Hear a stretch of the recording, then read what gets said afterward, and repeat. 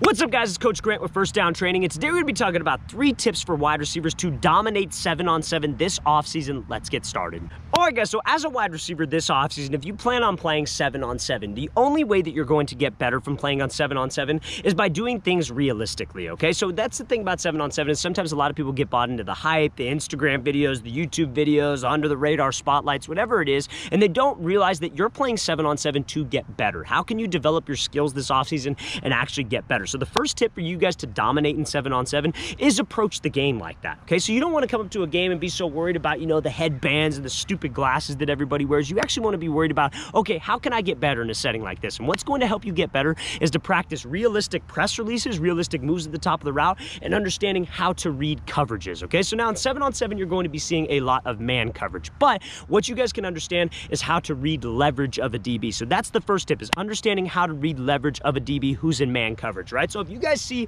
like, let's say, for example, let's use a post route, for example, right? And so let's say I'm getting a lot of press coverage, and let's say that DB likes to play inside shade press coverage, right? So if I have to run this post route, I know that I'm probably not going to be able to take an inside release, because if I force the inside release, he's going to reroute me. But in 7-on-7, it doesn't necessarily matter, because the spacing of the play doesn't necessarily matter, because you don't have linemen. Guys can kind of have free roam to run wherever they want in some cases. A lot of 7-on-7 organizations do it correctly, but some of them don't, right? So you have to understand that, okay, if he's inside shade, I'll set him up with a move inside, I'll take the outside release, work to restack, and then make my move rather than force the release. So make sure that you guys understand leverage. Now again, if you're running a post route and he's outside shade press, I want to hit him with a move to the outside, get him to keep his leverage, then take the inside release because he's trying to force me inside. But you want to take what the DB gives you. That is the first tip to dominate in 7-on-7. Understand leverage and understand how you guys can structure your routes based on that leverage from the DB. All right, guys, before I get into the second tip to dominate for wide receivers in 7-on-7 and how to beat a physical DB who wants to get hands on you, I want to talk to you about a great opportunity we are having this offseason. We are traveling out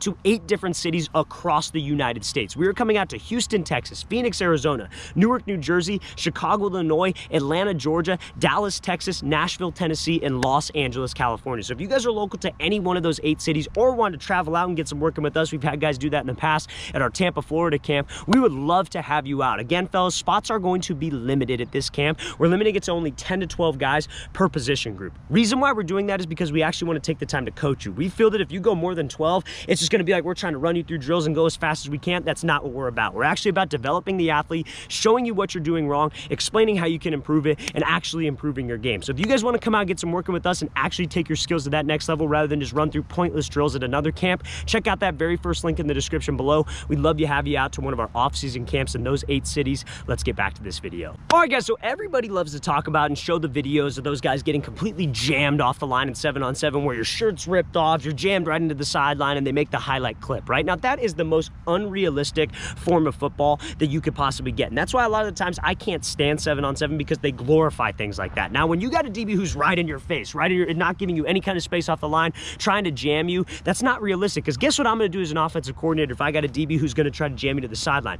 I'm going to run toss right, let my running back get outside the tackle, and let him go score a touchdown because that DB's trying to make a highlight for his highlight tape that's not realistic, and there's no threat of a run in 7-on-7. So don't worry so much about that situation. What you guys want to worry about is how can I beat that? How can I combat that to make sure that I don't look bad if I'm in a setting where there's a lot of coaches around, you know, maybe I'm playing for my school team and I'm trying to show out and show that I'm a good receiver, can get off press. So if you're in 7-on-7, guess what? There's no offensive line, right? So if that DB wants to play unrealistic and get right up on that line, here's what you can do. So you line up, let's say the DB's right here. Guess what you can do?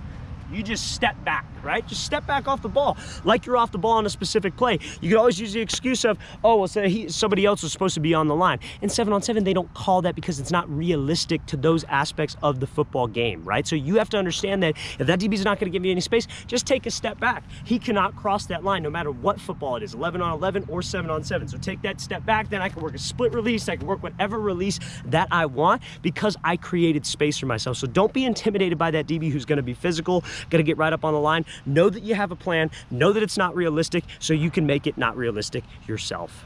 All right, guys, the last tip for wide receivers to dominate 7-on-7 this offseason is to practice reading safeties, okay? So like I said in the very beginning of this clip, you guys are playing 7-on-7 not for the highlights, not for the hype, not to get onto some Instagram page, whatever it is. If that's why you're playing 7-on-7, great, but you're not there to get better, and then we don't have much in common, right? Because we're here to get better, right? So when you're practicing 7-on-7, we're doing 7-on-7 with maybe a club team, maybe your team, you got to practice those pre-snap reads that you're going to actually be making when the pads come on, when the lights are on, when it actually matters. So when you come up to that line of scrimmage, you should be focusing on, okay, there's 2 high safeties. Okay, there's 1 high safety. Okay, there's no safety, right? And if you can focus on doing that and recognizing and getting in that good habit, that transfers over to 11-on-11. That's the whole point of 7-on-7, to get extra reps, to get better. So it can translate when you have the pads on. So maybe I go, okay, there's 2 high safeties. Okay, I see a press DB who's inside shade. Oh, that's probably 2-man coverage. Or I see 2 high safeties. I see that the corner's off 7 to 8 yards. Okay, that's probably cover 4. That's probably a zone coverage concept. You got to build that habit in your head.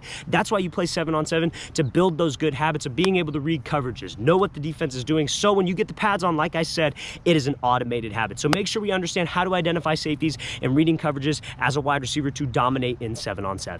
All right, guys, we want to thank you for watching. I really appreciate it. If you guys have any questions on any of the things that we covered in this video, please don't hesitate to leave those in the comment section below. We'll get back to you as soon as I possibly can. Always appreciate the feedback, and it's always great to hear from you guys. And again, fellas, if you guys are local to one of those 8 cities that we are traveling out to, Houston, Texas, Phoenix, Arizona, Newark, New Jersey, Atlanta, Georgia, Chicago, Illinois, Dallas, Texas, Nashville, Tennessee, and Los Angeles, California, check out that very first link in the description below. We would love to have you out to one of our off-season quarterback, wide receiver, and DB training camps. I'll see you guys next time.